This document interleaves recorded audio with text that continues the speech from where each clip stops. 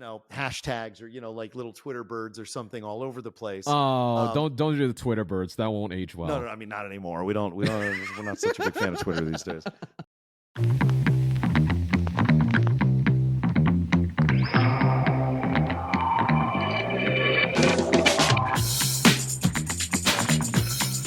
Hello, friends. Welcome to today's episode of the shockingly titled Jason Nellis Show. I am your host, Jason Nellis. And with me today, I know, I was surprised too. When I looked in the mirror, I was like, oh my gosh, it's really you.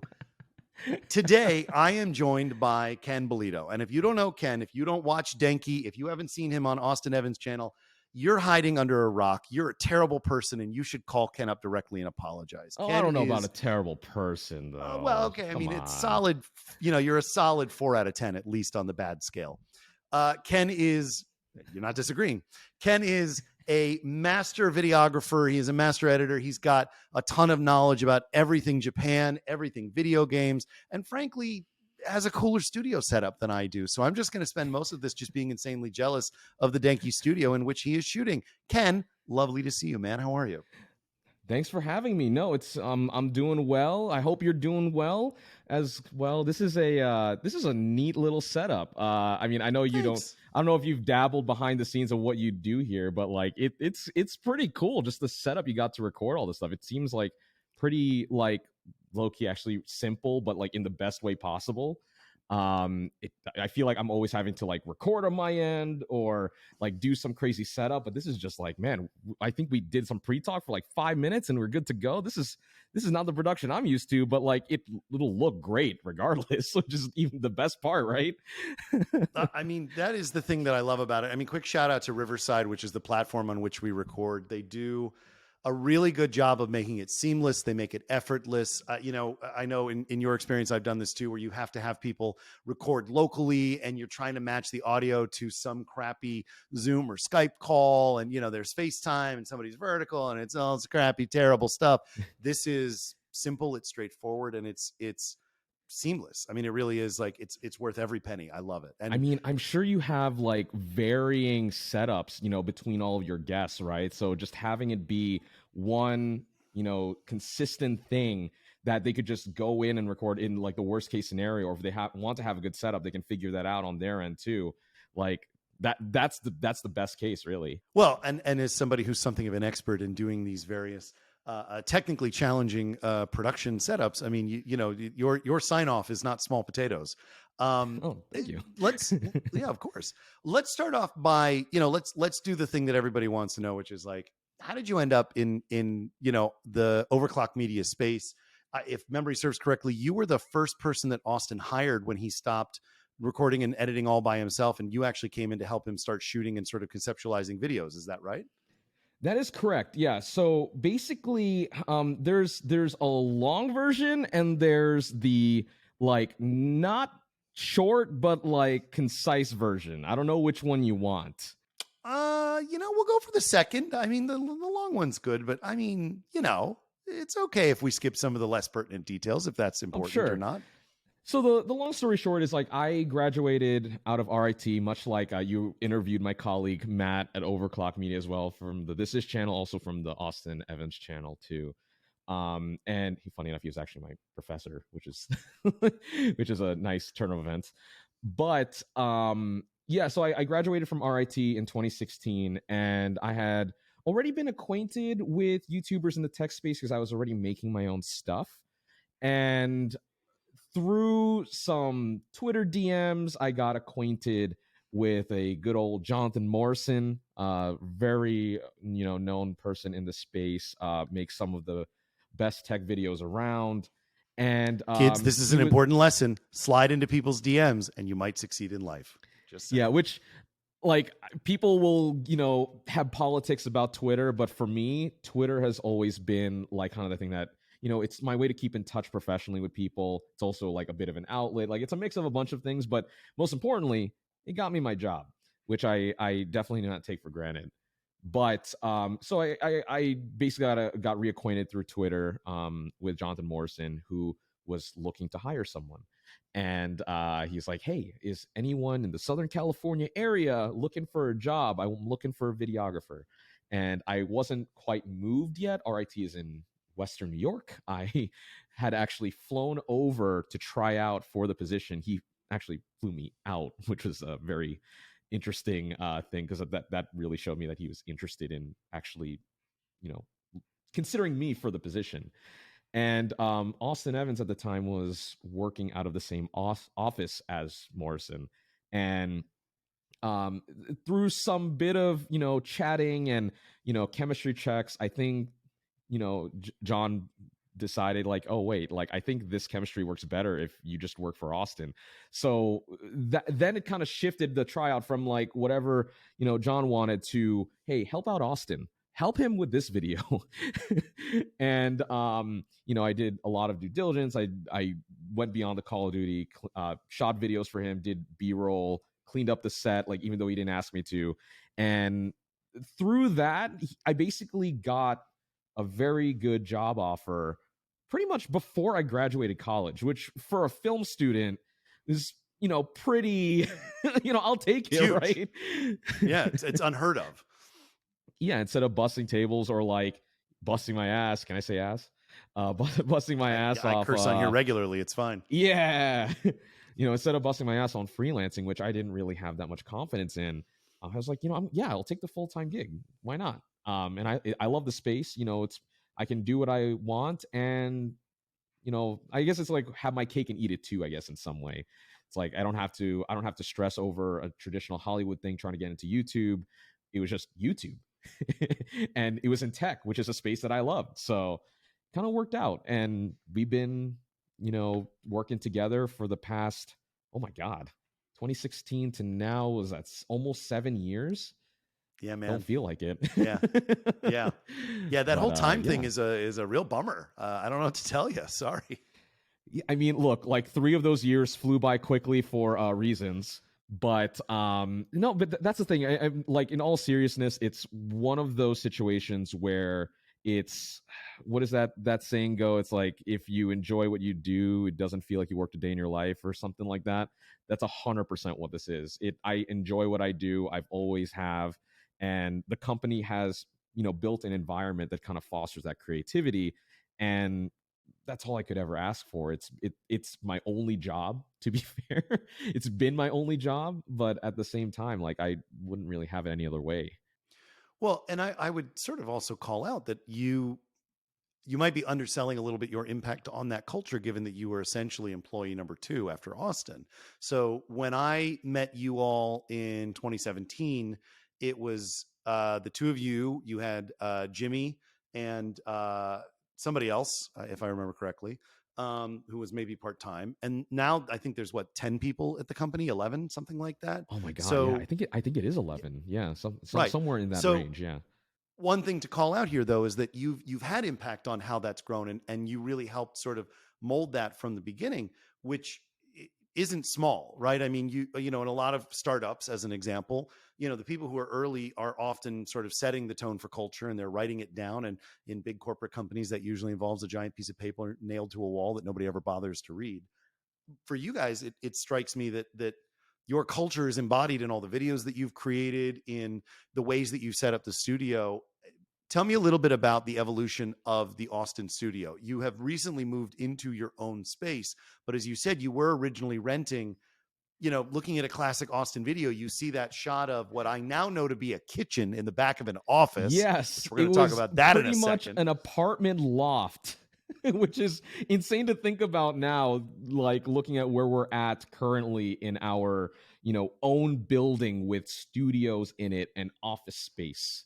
It is it is a change, and crazy to believe that was a little more than a year ago at this point. The transition, while it wasn't quick in the moment, looking back at it now, it feels like it was yesterday, which is there was a lot involved with renovations, and we were also spinning up Denki as we were transitioning into the new building with all the renovations happening.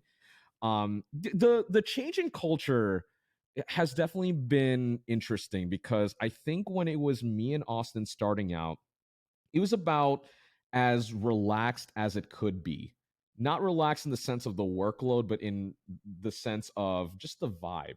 even when it's two guys and they're not used to working normal jobs, right? I wouldn't really call it much of a culture. It was just like we were a mix of like hanging out, but also, man, we need to get our work done, and we'd be in the office till like midnight shooting and editing videos. And for a time that was okay and it was fun. It was like, this is kind of cool. I get to hang out with my boss. But very quickly, I mean, especially once Overclock Media as a company was really starting to like pick up a bit. I think something that usually where I take the story whenever I explain this to people is Austin started to have this desire to find his significant other, grow a family. He has his personal side of his life, right? And as the person that runs the company, that pretty much dictates the direction that he wants to go overall, especially once we had Jimmy on board, once there were three. He started to delegate stuff off his plate so that he could have more time for the things that are more important to him. So yeah, that started with editing, of course, obviously shooting and producing. That was kind of my role. And then I think that kind of evolved into, me kind of taking more admin roles as well, trying to make sure that, if he needs anything that, I could help pick up some slack, right? And I guess that's where, Matt's role had come in as well, going into, the 5-year mark and, on the heels of moving on into this new building, just the shifting in responsibilities of like producing and making all this content, but in the background things that people might not see, actually making sure that the business can stay afloat, that nothing is disrupted, and that things go smoothly. Might not go perfectly, but the other thing too is that I think now that like we're 11 people strong in our head count, something that we try to make sure of is that we're responsible for people now, right? We pay salaries, we keep lights on. There are people's livelihoods at stake. It's not just us at the top end, it's also people that work for us that contribute to the content that people like so much. And a lot of that now, a lot of that emphasis is sustainability, not just on the business side, but also individually, right? Are we making sure that people are taken care of? Are people taking their breaks? Are people burning out? What are their goals, right? In order to know how to tackle all this stuff, you need to know what their ambitions are long term. This is stuff that we've been asking ourselves, especially in the past year now that this building is here. Most of that is done, but it's like we're all under the same roof now, because I'm sure Matt had explained it in a previous in his episode of it. But he was in another office doing this is for about a year. Having split offices splits the culture. It was like actually having 3 different companies, more or less. But now that we're all under the same roof and we're all collaborating and stuff, we're seeing this nice positive culture of collaboration. It feels, in some ways it feels like we're hanging out, that we're all friends, but also we have this underlying thing of we have to get work done, just like always. But at the same time, now it's like, now that you can see everyone, now that they are not just a person on the other side of the screen because they're working remote, like everyone is here, everyone is 100% in the office. It's like, okay, now that I can see you, and now that I can see how you react to certain things, it's like, are you guys happy? Or what can we do to work with you for the next couple of years, right? Like that's kind of been my thing overall, especially through the pandemic, is just making sure everyone's okay. I feel like it's weird being on the admin side of it when at the same time you also have to think about content. But I feel like my head's been in like 20 different directions in the past 6 months with everything. But it's also cool that it's working out. Totally. But you've also, I mean, I think you've hit the nail on the head about something that it certainly resonates for me, being in the, having spent a lot of my time in the startup space, which is you really do have to think about these things from the beginning and to be intentional as best you can about bringing people on and what those people are going to do, and making sure that they're generating more value than you're paying them, which is an unfortunate part of, I guess, capitalism. But more importantly, that you are treating them with kindness and respect and giving space for them. And as you mentioned, when Austin's priorities shifted, that probably normalized your hours and allowed you all to have something of a little bit more of a predictable schedule, which in turn set the tone for, we're not going to be the people that stay here till 2 a.m. trying to get the video done last minute. We really need to get it done by 5 or 6 so everybody can get home and go have their lives. And Yep. that's hard sometimes to overcome and transition. It sounds like you all got to a good space with it and continue to maintain that. Yeah, and it's still very much a work in progress too, because I think while we were transitioning into the building, we've had people come and go, but also I think now with a bigger head count than we're a little used to, there's a bit of those like growing pains. You mentioned us akin to a startup, and that's kind of what it feels like. Like we don't have to deal with in like full disclosure, we don't have to deal with any of like the investor BS or anything like that. But in terms of the culture part of it, I think we're still trying to figure some stuff out. But also, one part that I like about Overclock Media is that we have pretty transparent chains. Like we're not really trying to hide more than what we have to. But I think it's also that kind of thing of anyone can really come up to any of us and be like, hey, like this is how I'm feeling right now, and we'll work with that person. Because like why wouldn't we want to make sure that you're working as efficiently as possible, and really the answer to that is just making people happy. I mean, doesn't not every decision has to be good and has to please everyone, but I mean, I think everyone kind of understands that too, right? So it's like as long as we can meet toward the common goals, or at least in the middle, things have more or less been good for us, which I think that's one thing that I think we can all be proud of here, even though we still have a lot more work to do. Absolutely. Well, so let's switch gears a little bit to Denki. You've been building this up for a little while now. You crossed the 100K threshold. Obviously, 1 million is the next easy step. Probably hit that tomorrow. No problem. No? All right. Okay. I'll take it 100,000 sure. at a time. All right. I'll take that as a fair, goal mark. Tell me, how's it been going? I mean, from the outside, it just looks like you're having a ton of fun. Every video I see, you have this great air about you of just like living your best life. And this is just you having a great time. I know that there's a lot of work that goes into it. It's very clear how intentional the videos are, how well edited they are, how crisp they are, hashtag Team Crispy. But it also is clear that you came to this with a really intentional voice and a really intentional perspective. Is that voice and perspective the same as when you got started? And how, if not, has that changed? I think that the way that I've gone about Denki has kind of shifted, but I think the goal has more or less been the same. So at Overclock Media, again, we have 3 channels. We have the Austin Evans channel, which we consider our bread and butter, our main channel.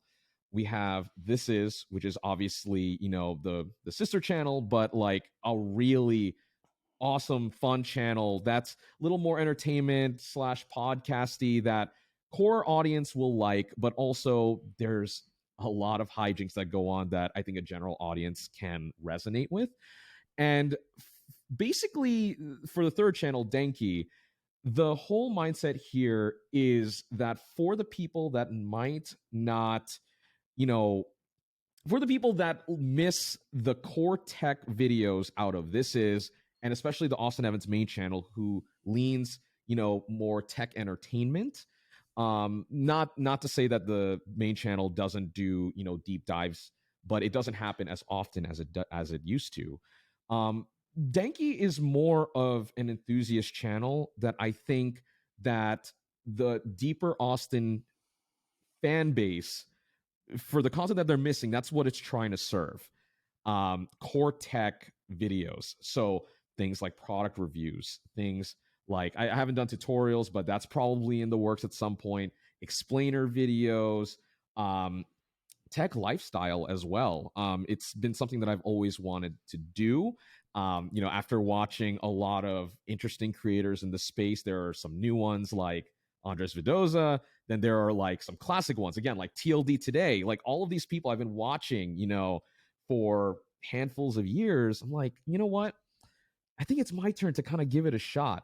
And after making videos with Austin for a long time, I was trying to figure out what the outlet could be, and I tried it personally outside of Overclock Media for a little bit with my VTuber Kentama, with content, I think toward the tail end of that as well. I tried to put a little tech spin in there, and I kind of realized that the last thing I want to do when I go home from my YouTubing job was to make more YouTube videos. uh, so I was like, you know what? Let me pitch the idea to Austin about making my own channel. Like, I have, proven myself as a creator in the company. I feel like I've seen a lot of data and metrics on how we operate to kind of bring a channel up between This Is and the main channel. And I could take a lot of that and put my own spin to it and see if it works. I don't know if it will. I would like to think so. I'm usually an optimist when it comes to this stuff. And I can say that a year in, we're like a year and change in, that I am very happy with where we're at, not only in the level of content, but also just the response. We've, as you mentioned, just crossed 100,000 subscribers. I think we're at like 108,000 as of the recording of this podcast. And like, I did not think I would hit that in a year. I thought it would take longer. But it's clear that the Austin audience that were looking for this core content found it. And now that we've kind of, I'd say that the first 50,000 of those were Austin fans that were like, "Oh my God, Ken has a channel. We need to hop on it." But just right, they're just translated fanboys. Yeah. No. Well, yes. I mean, no, it's 100%, okay. That's right? not a bad thing. Yeah. No. Like, no, when you said fanboys, I was like, you mean like PlayStation fanboys or like the good kind, like our fanboys? Because the good kind, only the good kind. I do only not mean the good kind. Hold on. I want to be clear about something. I mean the good kind, and not the ones who, when you do a video about an Apple product, accuse you of being an Apple shill and simultaneously a Samsung fanboy. So no, I don't mean those fans. Yeah. Yes, the actual ones that, they might not be commenting, they might not be the most vocal, but they like our stuff and will follow everything that we do. Like, I got that audience. But then the most interesting thing about Denki, I think for me, is while that fan base is important, and I would not take that for granted because Denki would not have gotten the start without their dedication, it is kind of crazy to me that the latter 50,000 have basically been organic. The channel purely finding new people. Hell, they found the people that knew Austin existed and were kind of like light fans and maybe have seen a video or two, but like knew enough to know the faces on the channel. Ended up being like, "Oh my God, you have a channel? What? I'm subscribed, and I'm not even a fan of Austin," or some, they'd like spew something like that that's completely unnecessary. Right. But all it does is serve to make you feel crappy. Yes, I get it. Yes, exactly. Yeah. Wow, his content is surprisingly good. Wow, not what I would do, but not terrible. Yeah. Yes, a backhanded compliment, or backhanded insult. Only the best kind. Whichever. Yeah. But that's the thing, is that like I was more surprised about the organic reach. It's kind of crazy to me that like I was able to get videos that cross 100,000 views just randomly because I picked good topics, put in all of the production work that I feel like I would want, to meet my own standards, right? And just good titles and thumbnails like every other YouTube video should have. And it just kind of worked out. And through all of like the trial and error of making, I think it was like 30 videos in a year by myself, maybe with the exception of 2 or 3 with some help of Austin crew. It's kind of crazy to me that that was able to reach a level of success where even Austin, as the obvious investor into the channel, as the owner of the channel, the co-owner of the channel, it's like, yeah, you know what? This is viable. Let's do more for it. So this going into this year, Austin is like, let's put resources into Denki. Let's hire an editor. Let's, make sure you can hit the ground running for the new year. And it's been working out. Like ever since I got my new editor, Luke, very talented guy, Luke Pollock.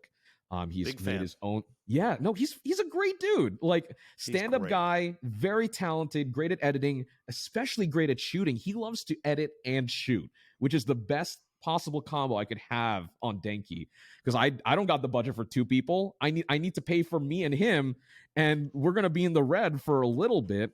But like ever since he's come on, granted he's only edited like 2 or 3 videos, like I feel a little at ease, which lets me tackle all this stuff with a clearer mind. And through all of this fortune, I mean, he's been at the company for a month, and I feel like he's been like my lucky charm, which is weird to say for an employee. But like ever since then, we've been getting like emails for brand deals. We've been like, seeing like bits of success here and there where it's like, you know what? This might actually be financially viable even by the end of the year, which I didn't think would be possible. And that just makes me feel better, because now I can go into Denki actually with some level of confidence of being like, you know what? This is not something that'll burden me. I can actually have a little fun with this. And it's great that Luke has a very positive attitude toward it, because like I feel like it took about a week for him to figure out how I do things with my edits, because they go a particular way. I have my own style, and he picked up on things quick. Almost, and I feel like I'm the guy that will shower you with compliments, and he's like, I feel like this is suspiciously positive. But I'm like, nah, dude, you got it. And we've been kicking ass. I'm like very happy with where things are. I might have to use the phrase suspiciously positive as the sort of big banner on the thumbnail for this one. Hey, sure. I mean, look, that's my motto that I'm going to use after this podcast from now on. Suspiciously positive when things go almost too well. Yes, I love it. But no, that's pretty much the story of Denki right now and where we're at. I'm enjoying the content. Companies are starting to recognize like what I do here. It's not just, oh, you're that dude that does Austin things, let's talk to Austin. It's like I feel like people are actually coming to me because they like what they see on Denki and working with me as Denki, that means the world to me. Like that's what I've been wanting since day one. It's like we have all of these cool channels, but they're in some ways for the people that run them. I mean, obviously Austin's already Austin, but especially for Matt with this he fucking eats up all of that recognition. Sorry, I said the F word. He eats up that recognition. I told you it was fine. Don't worry about it. Stop worrying about, here, ready? Fuck. Anyway, go ahead. Yeah! He said fuck. Let's go. Somebody somewhere is like, I'm writing him a letter. Yeah. Nah, I'm sure your fan base is mature and old enough. First of all, screw you, mature and old enough. Second of all, fan base, as of recording, I have 70 subscribers. Feel free to help with that part if you want. But yeah, hey man, I'll tweet it out. I'll retweet it. Like, dude, okay. I know we've been talking about me, right? But I gotta say, right? Like, I've known you for, as you said, like 6 years, which it feels like both a short amount of time and a long amount of time. Right. I feel like it's been like yesterday since we met. But that's true. The thing is that like I think I've always known you as a personable guy, but like I mean you have backgrounds, right? You have like a slight theater background as well, right? And all this, it definitely comes across like I don't know. You have a voice for this, and I think you can like kind of navigate conversations like this in your head to kind of keep the flow going. I don't know. It just feels like natural because it takes a while for people to actually get in this mode. And maybe behind the scenes, it feels like it's held with like duct tape or whatever, but I don't see that. Like if it is. I appreciate that. Coming up next on the Jason Nellis Compliment Hour. No, you're very kind. Yeah. I mean, my theater background, I think helps a lot. I think too, I've had conversations with you about this, with Matt, with Austin, a ton of other people. I have always been interested in producing video content. I think I was always gun shy because I couldn't quite figure out what it is I wanted to say. And what I've come to realize, particularly over the course of the pandemic and afterwards, is it's not about trying to say something by myself. Every time I've ever tried to compose a video that's just me shooting a script and trying to edit it down, it always feels awkward, uncomfortable. I can't find my cadence. I can't find my voice. But when I'm talking to somebody like I'm doing with you or with other people, there's an energy that I can feed on. And then it becomes very easy for me to run these conversations in my head. And I certainly do research, but I don't have a list of questions in front of me. I just know the kind of topics I want to get to, and we'll see where it goes. It's a very nice, kind and generous thing of you to say, by the way. Thank you. I'm just like, having fun, really. Here's how I see it, right? Because like, it's one thing for for me to go on camera and talk to the audience, right? And edit the video and present it out, and that's all people see. People see the best version of me every single day. And it's not to say this podcast is not going to be edited, right? I'm sure you're going to cut out breaths. You're going to pick and choose, like something, so that if I'm rambling too much, like I always do, I'm sure you're going to cut some of it out, maybe, I don't know. I kind of leave most of the rambles, to be honest. They actually Let's are some of the best go. parts. I love but that. Yeah. But here's the reality though. Like in me discovering that I wanted to be on camera more, especially in the past like 2 or 3 years, there's a bit of confidence in the sense of I know what I'm looking for and where I want to be in terms of a presenter. But I have a problem with the camera. And that is that I get deer in the headlights like crazy if I don't have a script in front of me. I might know the subject matter in and out, but a lot goes on in here when I'm saying stuff and is super conscious about how I'm presenting it, to the point where it paralyzes me, which is weird to say because right now I'm talking to you, but it's different when I'm talking to a person. When it's hard for me to visualize the audience through a camera in a way that I can empathize with them and know, oh my god, this is not arcing properly, or maybe my cadence is wrong. Like I feel like someone might, there's no, like, I feel like I lose that confidence as soon as I don't have a script. I always need my teleprompter, which Austin, who's really good at going off script, just working on bullet points, he always tries to get me to ad lib. He always is like, hey, try this without a script. And to be fair, a lot of those videos are fun, but man, like I feel bad for the editor, and especially if Luke has to do this, which I don't want to put this on him, when my Yeah. takes are 3 hours long because I could not figure out how to say something or nuance something in the way that I intended. Scripting is like my way of editing myself before I actually shoot, and I think that's where I'm the most comfortable. And I'd almost, put myself through like hours of work after 5 p.m. to get a script done, because like that's how I get the best quality of content. And I think I've kind of come to terms with that.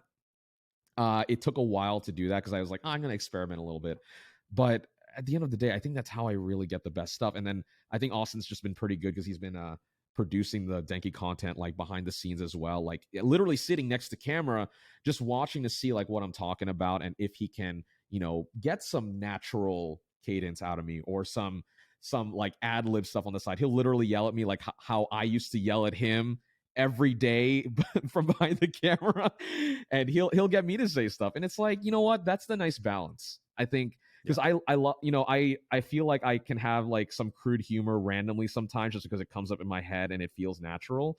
But to have that confidence to be the best version of yourself, or at least convince people that that's the case, and not have a script, I respect that. And that's why I'm like, holy crap, like Jason Nellis is out here doing the thing he's doing best, talking to people, and it's great. Like I'm kind of envious of that. You're very kind. Look, a lot of that for me is trial and error. So as you recall, I got into this in the first place at the Unbox, the product where we got all hooked up. And Unbox Daily was the videos, the daily video we were producing as a means of beta testing a bunch of the features around the app. I did that originally scriptless, and it was a nightmare. And it took me the better part of a year of doing it scriptless to recognize that I was making it harder than it needed to be. And it was Austin, I think, who finally said, like, just get a teleprompter, dude. Why are you torturing yourself and your poor editor, Anton, this way? Shout out to Anton, who sat through all of that crap and the terrible takes that I had there too. A lot of it for me, and I know Austin is a big fan of the bullet points and all of that. What I finally figured out, and maybe this is valuable for you, maybe this is valuable for a listener. For me, what it boiled down to was really just recognizing I don't have to get everything out in a single breath. I think when you are I think when you're recording videos all the time and you have a script and the script is going to go somewhere and you have it in your head, your temptation is to try to blur it out as much as you can in one single continuous take, as if that's going to be somehow magically the perfect energy or the perfect cadence or something like that. And the truth is, it ends up being 9 times out of 10 pretty terrible. and Yep. not at all representative of what you want, because what you hear in your head is being the right, hey everybody, welcome to Unbox Daily today, and saying that so quickly versus like, hey everybody, welcome to Unbox Daily. Today we're going to be talking about, like, even that, it's 3 seconds versus 1 second. It just Professional sounds right here, calmer. dude. Not professional. Natural pro. Just beating You my should head against charge a for wall that. over and over again. No, hardly. No, it's very nice of you to say. I mean, I think that the thing I love about interviews, and maybe this is something to try on Denki if you want to mix it up a little bit. Part of what I really love about interviews is that it's really less about what I'm bringing to the table, and it's really about what we are doing together here and now. That sometimes is magic and sometimes it's not, but it's not just reliant on me.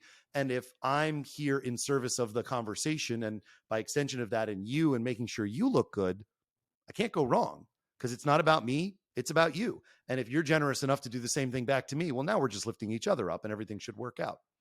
Yeah, which like I think that's why I've always loved the podcast format, because I think it's in my brain, it's more akin to like streaming, which I love to death. That's how I kind of reined in this, this way to like talk to a camera a little better. Because before I started streaming, before the pandemic, like I would be on camera for the Austin channel, and it wouldn't be the smoothest thing, even though I had already done stuff on my own YouTube channels in college, and made hundreds of videos on tech and anime stuff.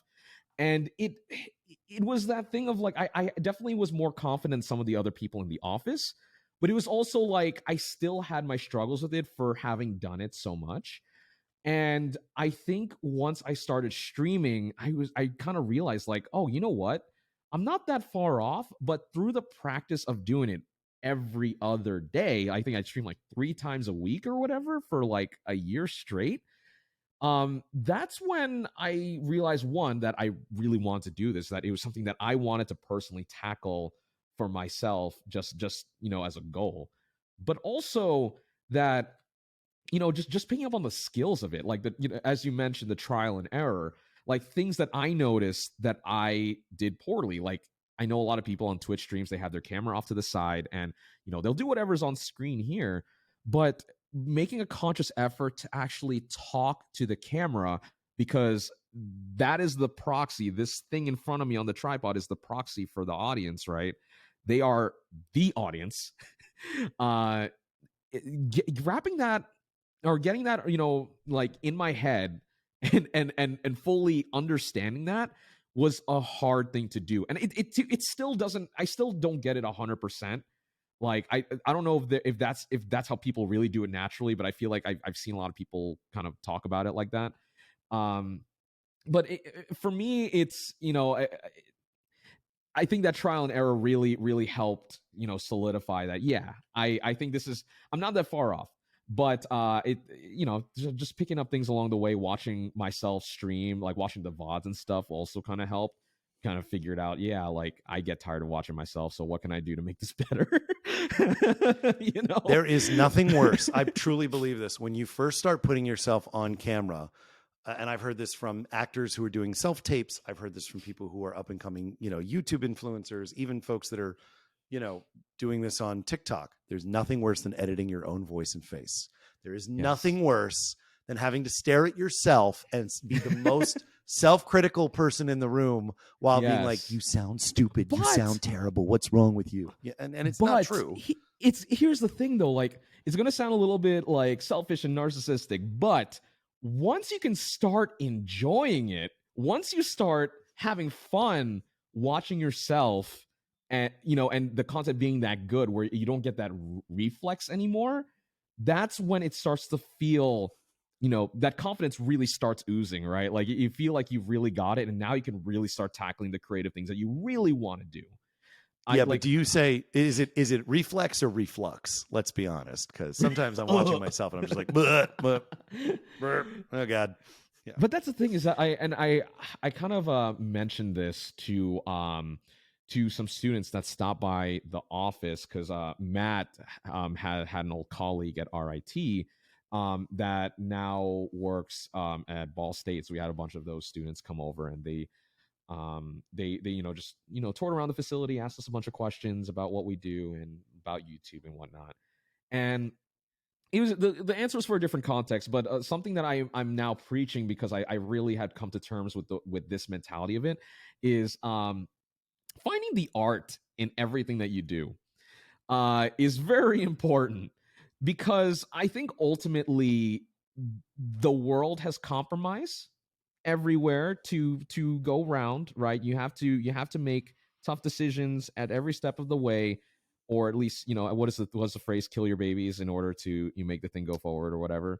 Kill your darlings. Kill your darlings. I Please. always say kill my babies, but yes, kill your No, darlings. We'll no go darlings. Please, please, gosh. Let's no murder here. just want to point out the Jason Nellis show does not condone the anyway. But no, it's like one of those things of because especially with film students, right? With artists, the thing that I always come across is, and especially in the context of YouTube, it's I have to concede to the algorithm. I have to concede to how the system operates. And I feel like that takes away from my creativity. And that means that I'm going to be less of a person now. I'm like, no, that is the stupidest thing I've ever heard. Like, I feel like when it comes to sustaining yourself for art, you need to find that compromise. But who's to say that the compromise isn't art in and of itself? I feel like if you find the art in the compromise and find ways to satisfy yourself in what you're doing, I don't think there's a problem. It might be a hard journey to find that and realize that, but I do think that that is an important part to the creative process, especially in this day and age where anyone can pick up a smartphone. Does I drop it? Anyone can pick up a smartphone and shoot a video for YouTube or TikTok and can be the next influencer. Like, how do you stand out? And I think that's a huge part of it, is like, screw the art of it, at least like to a degree. Make it the way that you want to, but also you're gonna have to play the game like everyone else. And then you could get to a point where you can start, making it 100% the way that you want once you do see that success. But you're not gonna get there if you don't concede. And then also, I mean, you could make art for yourself, but at the end of the day, you are making it for other people, right? If you want to do this for a living, unless you're a prodigy, which most of us aren't, right? Well, but you do bring up a really smart point, which is often lost in the influencer conversation, which is to say, first of all, the people who hate the word influencer would probably also yell at me for that. But, it's art.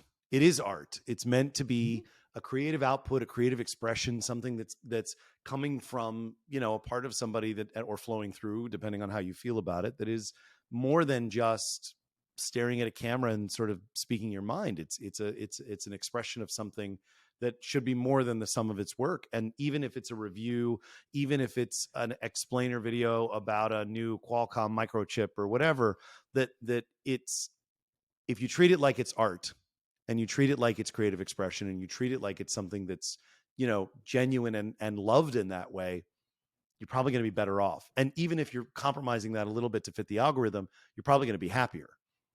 Yeah, and I don't think people should be doing themselves a disservice either. Like why would you think that this product that you made is anything less than what you're capable of, right?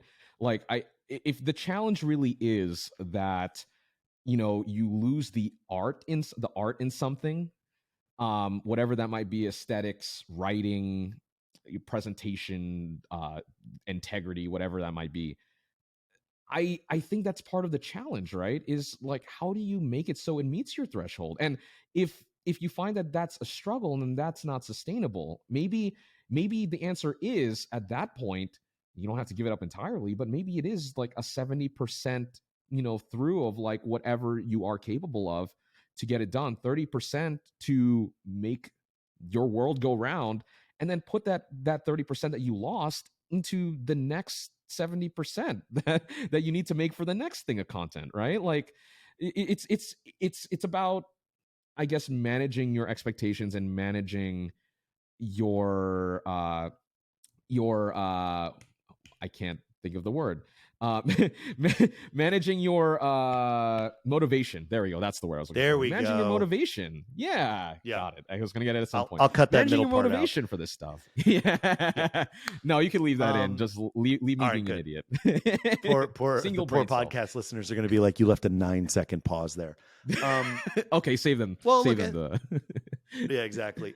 But there's also something to be said. I would add to your thought, which is maybe it's okay not to try to be an influencer who's trying to make money at this. Like, there's always the two sides of the coin. There's the content creators who are doing this to make money and only to make money, and they don't care about the integrity of their art. They're just trying to get AdSense dollars out of all this.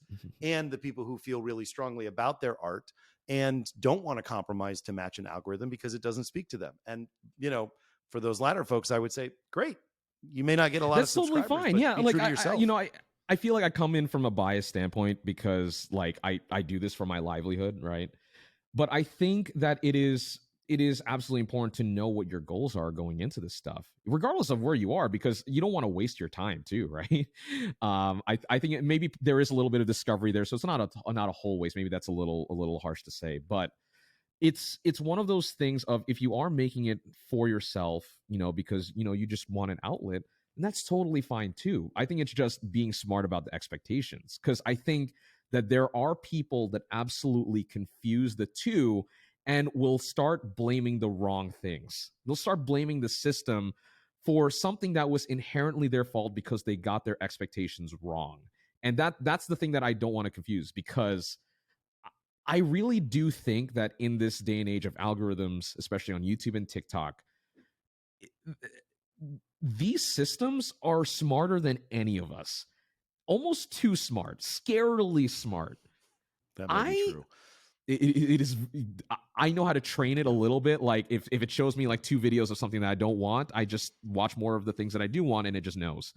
Sometimes it'll show me videos that I didn't even know I wanted, and now I love them. But that's kind of it. That's doing it in service of us, right?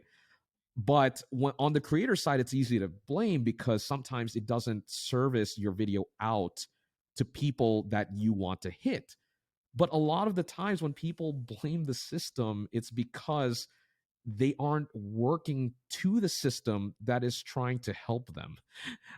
Which I feel like whenever I get into this argument, there are always people that go on both sides of it, which is absolutely fair because there are pros and cons to this approach.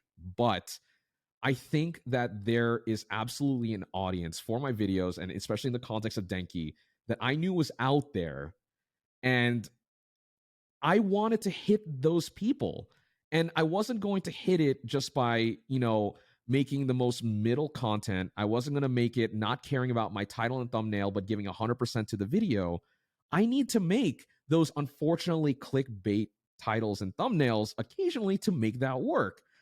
But what I was okay compromising were getting the people that really care about that stuff angry at me, but that don't matter because I have the audience that I actually care about now watching me, and they know the deal, right? That's a compromise I have to live with.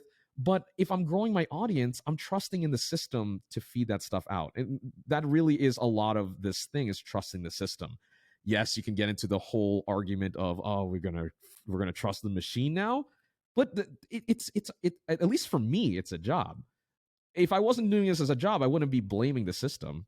Or rather, I could be blaming the system maybe, but like I wouldn't care about it as much, right? This is a long way to go to tell me. This is a long way to go to tell me that I need to make my thumbnails and titles more clickbaity. But you're right. No, I hear you. And, I won't cut that. I won't cut that any less than it has to be. That's 100% it. That is 100% it. Yeah. Well, I would say too, you raise a lot of good points about thinking holistically about your creative output, about thinking about the platforms you're putting them on, the way they're being distributed, and to put a point on it, to try to find the balance between the artistic and the and the necessary. It's clearly showing in your work in Denki. It's clearly showing in the work that Matt's doing over at This Is and the Austin Evans channel in general, and it's clearly rocking and rolling for you guys. Are you thinking about new channels? Are you thinking about anything sort of in new development, or is there not? Maybe there's nothing to share on that end, but I thought I'd ask because I like to Yeah. poke the bear a little. No, like I think for us, we entertain the possibility of new projects spinning up. But I think something that we've been thinking about internally is this idea that we need to kind of get our core product back into a situation or back into a level of quality that we are satisfied with. And I think we're most of the way there. Like, it's not like the content has drastically changed, but I think, over the past couple of months, and especially now that all the building stuff is kind of done and we're here and we're settled in, there are a lot of things that we can improve. And I think that could open up some doors to kind of new types of videos that could open the doors up to new formats, or at the very least, just improving the quality. Those are things that we always want to do, especially with YouTube being as competitive as it is. That's something that we're kind of striving for, and I think like numbers on YouTube are kind of in a weird spot right now, and we're always playing this game with the system of like what actually works on YouTube. I feel like it changes like every couple of months, and that means we have to kind of change how we do things a little bit, and that's kind of what we're leaning toward, I think, for so far this year, maybe for the next couple of months. It's just refining our core product. Like, this is obviously reached a great level of success, way beyond what we could have ever hoped for and expected. And I think we're kind of seeing that with Denki. Obviously, I still have work to do, but like I'm way more satisfied than I was expecting for this time. You know, like a year and a half or a year and of change in.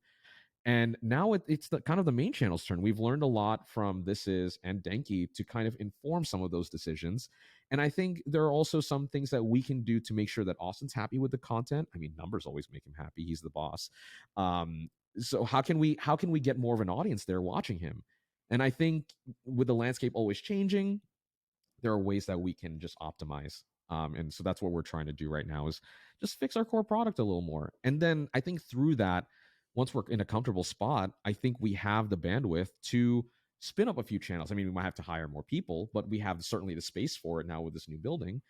Um, that's kind of the thing is I think we're open to it, and I think the possibility is there, but I think it just has to be the right time, and we have to check things off our list before we get there, because at the end of the day, the main channel is what makes the money unsurprisingly in the company. So we Yeah, just got to refine it a bit, and right. at the same time But also hopefully not over time. lose.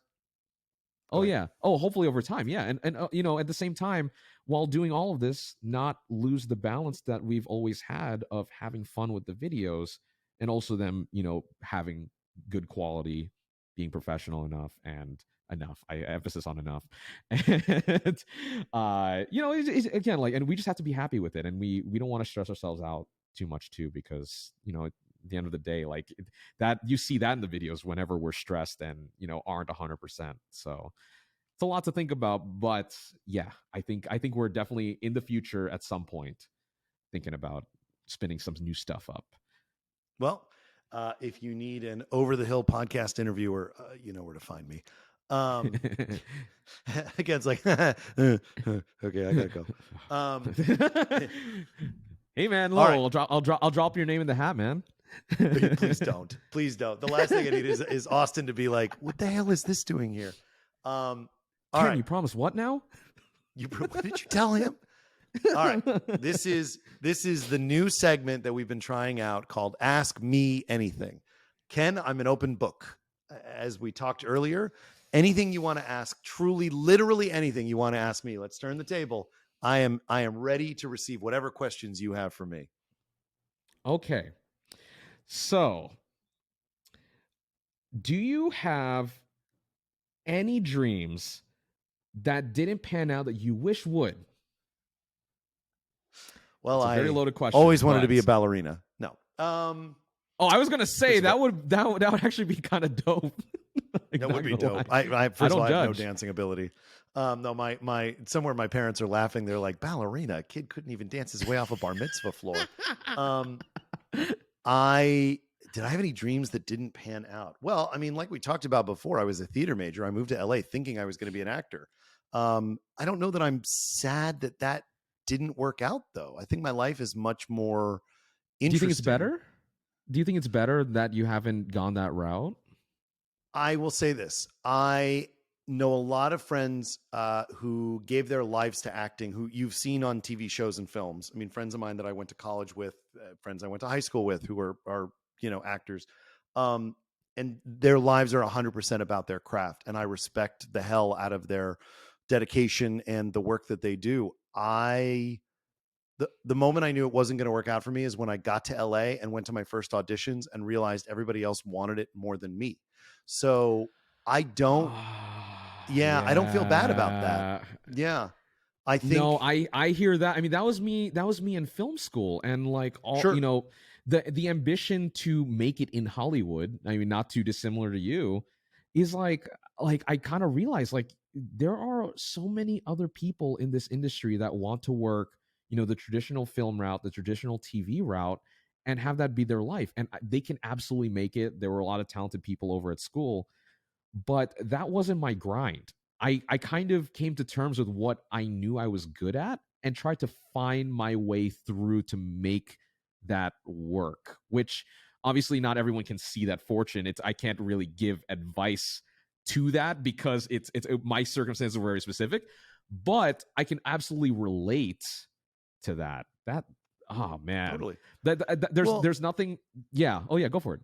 there's a part of me that does wish that I had done a little bit more in the comedy space rather than specifically acting. I've done a little bit of Mm. stand up. I've done some improv. I did not want to be the guy who was like the head of the improv group at Second City. That was just never going to be my thing. But I kind of enjoyed stand up. I like the performance aspect of it. I like it's sort of like reverse therapy where like instead of me, telling my problems to a therapist, it's me complaining to an audience and seeing what happens. But no, this has turned out to be actually a little bit more of a fulfilling thing to me than any of that, because I much prefer the conversation, the interaction, the energy I get from this, and it's more I think it's more attuned to where my creative direction has always kind of been. I just didn't recognize it and I didn't know it. Would you say being around all of these creatives, because obviously, it's not like you just know me and Austin and Matt, right? Like obviously you've been around the block, you know a lot of YouTubers, you've talked to a lot of people, you have a lot of friends in good places. Like do you, I mean, certainly a lot of that through osmosis, right? Of feeling like you're in a good spot. So there was a time at the beginning of the pandemic, like everybody else, where I was looking for like, well, what's going to be my creative thing while we're all stuck at home. And I did try shooting some videos. I never published them. I edited them down, and I got some folks that you and I both know to give me feedback and critique. And Austin even, every now and again would take a phone call from me about it just to sort of give me a little bit of coaching.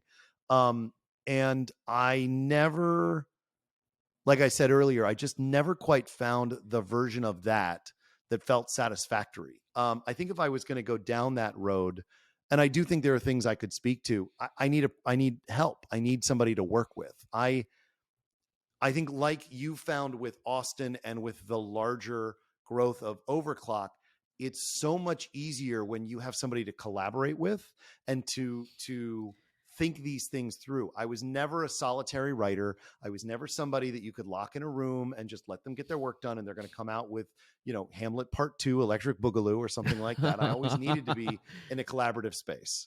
So if I were to do this, as my long-term career, I you know, I'd probably have to go find money to do it. And I'd probably have to go find a partner to do it with, because otherwise I'll just never maintain the energy. I mean, it's a business like everything else, right? Like it's Yeah. it's certainly like one of those things of, you want to make it work as much as possible, and you need to put your best foot forward, which is absolutely something that's, I'm sure it's like, would you say that that's a daunting task? Would you say that's particularly hard? Do you have the confidence to do it? Where's your head at with that? I'm not worried about my confidence. I don't really have the money at the moment to go bring somebody in. So that would be certainly something to consider. Although, forming a company and raising money could certainly, that's that one of the benefits of my career is that like that prospect doesn't scare me. I just don't know what I would do with that yet. So no, I think for me, it's two things. It's finding which of the things I want to speak to, I'm willing to give the real college effort to building out and finding the right opportunity for. And the other is building a team around it to fulfill maybe not my version of it, but some collaborative version of that vision, that's that's entering into marriage, right? Like those relationships are really important, and they are make or break for that kind of creative endeavor. And it's like hearing the stories about the bands who were having a meteoric rise and then fell apart when the bands all started they're infighting. Like it's the same thing for anything like with what you do. If you don't have the right people, you can't do it. It'll never succeed the way it should Absolutely, yeah. succeed. Yeah. Would you say that you have like an idea? I don't know if it's this show. You don't have to go into specifics, but like, do you have an idea of what that would be? Is it an extension of this show? Is it something else? Like where do you think that would evolve to if you were in the most ideal scenario? Do you have all these resources and the people helping you to make this stuff? So it'd be one of two directions. One is very much similar to this. I really have found that I love this format. I really love conversations with folks. I think a little bit better producing and certainly a better editor since I'm doing it myself. And we would find a more YouTube friendly version of it that I think could go and really connect. And I think if you find the right people with whom to do this, and somebody to help me book people that beyond YouTube, right? I mean, finding public figures and folks in media, maybe celebrities, but more just like folks that have something really interesting to say and aren't just out promoting is more where I would like to be. The other direction that's completely 90 degrees to the left, my theater background is actually in children's education and children's theater. And so a lot of what I love to do is really focus on building what I think is missing in online media right now, which is like a real sort of kid-centric media strategy. And so, building new IP, building, I've joked about, like, I think that there should be a new Mr. Rogers. I wonder if maybe that's something I could help pull off. Like, I think there's something really interesting that I want to explore there too. Mr. Nellis. Yo. Sure. Why not? What is it going to be? Is it going to be a sweater vest as well? What's your key item of apparel? It's either going to be a cardigan sweater or I love a good cardigan. Yeah, it's either going to be a good cardigan sweater or like a very so this is going to be a throwback. Do you remember many years ago there was a guy in infomercials named Matthew Lesko who would wear suits brightly colored with question marks? Do you remember this guy? Yes. Okay, no. Okay. That, all you have to do is say that. Okay. Okay. So Matthew Lesko and his sons and his wife, their family, they lived up the street from us. And so growing up, I would see Matthew Lesko running through the neighborhood in his brightly colored, running gear that had question marks on it too. And anytime he came to the school he actually he committed. It wasn't just for the camera. He committed. No. This was a lifestyle choice, my friend. This was like, this was his thing. God. That's funny. And right. Well, and so like, I think it would have to either be something like that, where it's like me with like, hashtags or, like little Twitter birds or something all over the place. Oh, don't do the Twitter birds. That won't age well. No, I mean, not anymore. We're not such a big fan of Twitter these days. But it would have to either be something like a simple cardigan or maybe these are, maybe it's multiple characters, but the other version of it would have to be something that was like brightly colored and silly, but sort of a slight air of like old school formality for the contrast. Like that. I could totally see that. Like that's the thing, is that I feel like you have like this energy of like, you're super approachable. You are, just very good at talking to people.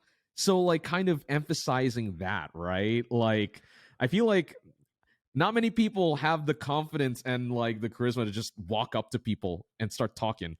I think there's a Yiddish word called chutzpah that I think is what you're reaching for, which basically means the cojones to go up to people. Yes.